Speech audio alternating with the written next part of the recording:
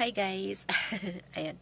Alam nyo, grabing stress ko sa hair ko kanina. May nakita ko ditong, nasa library kasi ako kanina. Tapos nakita ko yung buko, ang pangit. Nakita ko yung may mga kulakul. Alam mo, pag uwi ko, ginupitan ko. Grabe yung trip ko sa buhay. Tapos itong nangyari guys, tingnan nyo ha. Ganyan siya. Ginupitan ko lang ng gunting, tapos ganyan. Sana, okay siya pag nabasa. Pag iniipitan siya, parang, ewan ko, di na yata maipitan. Okay naman ba guys? Sariling gupit yan.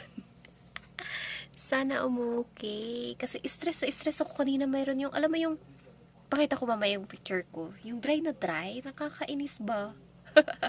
Ayun lang guys. Ayun lang. Last class na and makaturog na ako. Yan, wait lang. Kakaplansya ko din siguro kaya dry na dry yung hair ko.